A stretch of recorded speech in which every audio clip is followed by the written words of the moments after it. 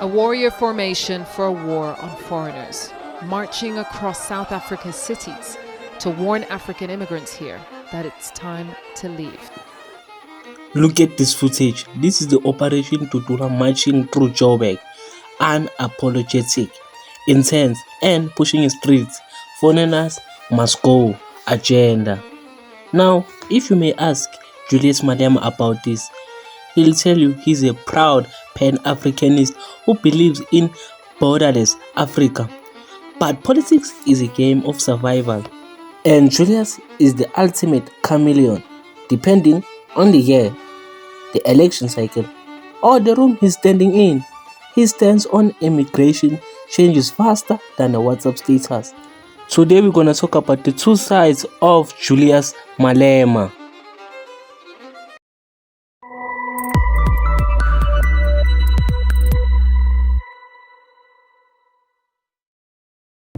Let's trace the chameleon footsteps. Julius Malema is the most controversial politician in South African history, popularly known for chanting "Kill the Boer, the farmer."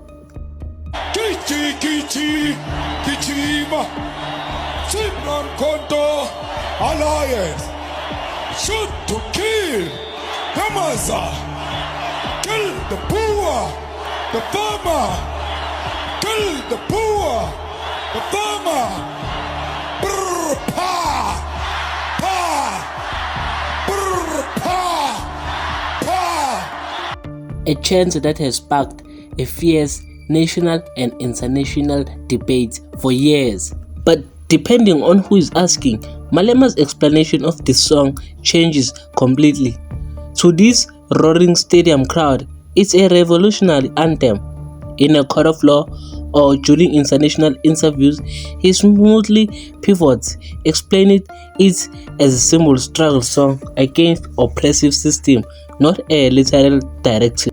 Me to interpret the language you hear.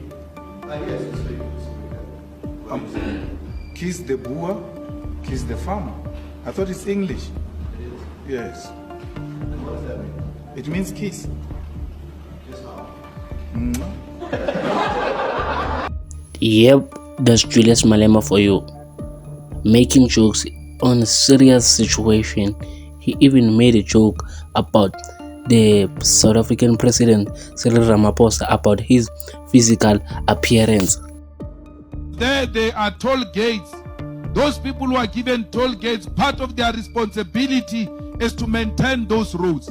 When you go off-road, you get into the suburbs and townships, you find a pothole the size of the nose of Ramaphosa right in the middle of the road. Oh, it doesn't even stop by him. He even once insulted Cyril Ramaphosa's father.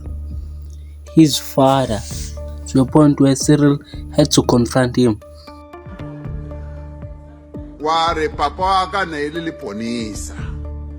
And yes, I'm proud to have been the son of a policeman, a very good policeman. Ke boletse le khunwa hao. And nka se ke ka ema mo ka rogang khunwa hao.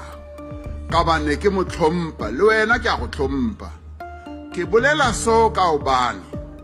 Okay guys, that was not the point of the video. I was just giving you a background check about Julius Malema. Now we're gonna come to why I made this video about Julius Malema. When they are done with Zimbabweans, they are going to go for Xhosas. You are not from here. Go to Gantina. Hamba. That's when you are going to realize that from xenophobia, it goes to tribalism.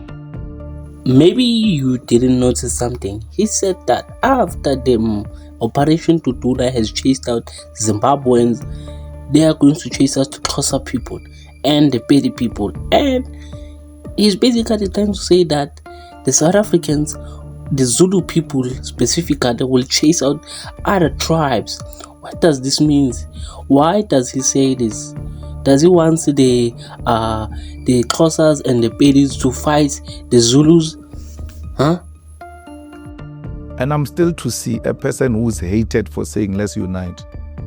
Yeah, there's no way where I've ever said let's divide.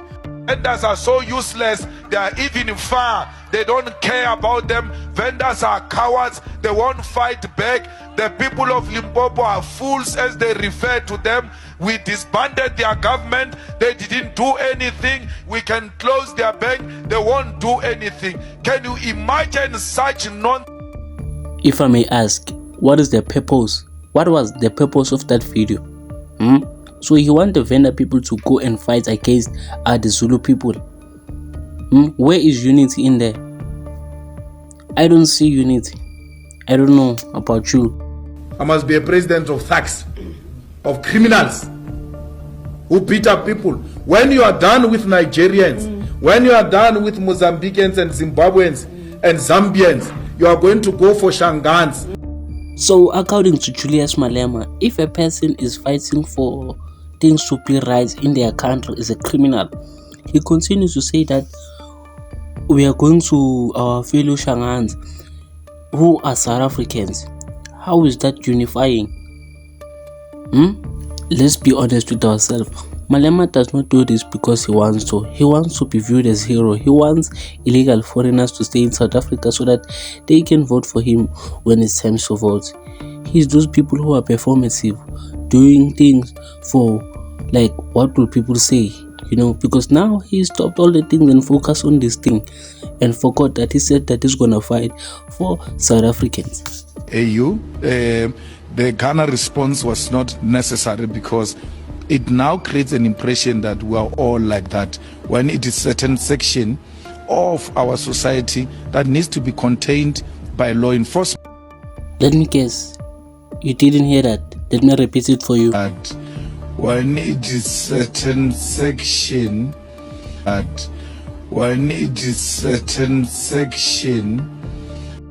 If you don't understand, don't worry, I got you. So Malema is basically saying that people that are busy with illegal immigrants are in KZN, because he said section, and the people who started this march to march are from KZN, which means that the whole of South Africa besides KZN doesn't have a problem with illegal immigrants. So do you see that Julius Malema doesn't have a problem that people are chasing illegal immigrants? He has a problem that is in KZN. Another thing that makes him a chameleon, a person that has double face, is that he claims to be the voice of the people, is one with the people, but he's secretly like every politician in South Africa. I've got a very close personal relationship with the president, and we don't stay far from each other, by the way. The other day I was driving myself and he was walking, and then I saw him. I parked right next to him. If I wanted to kill him, I could have killed I could have killed that guy. So I open a window. When I open a window, he turns, he's like, what are you doing? What do you mean? He says, why are you driving yourself? Why are you walking alone? He says, no, I'm just taking a walk. So our relationship is like that, but we disagree politically, and it doesn't make us enemies. So the voice of the people is neighbors with the billionaire, huh? And look what does he say when they ask him, where does he get the money? And where are you getting all your money from? I don't have a house. So your lavish lifestyle is always a point of discussion: watches, cars, houses. How are you able to afford that with your salary as a parliamentarian? Where are you getting all your money from? I don't have a house. I don't have a car. I'm the poorest politician, as it were. I drive the EFF car. So your research should have told you that he doesn't have a car, and to research if a person has got a house, it's a quick search, Shem.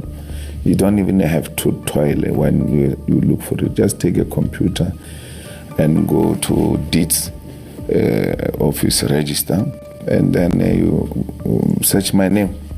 This is how much it will cost you to be neighbors with the president. Right here in Cape Town, our president owns property in this area. So if you wanted to live right next to him, this is how much it would cost you. Around 100 million rand just for the land. That's before. Black child, you're on your own. Please subscribe and tell the comments which content should I do next, and please hit the notification bell so that you can get notified when we post another video. Thank you.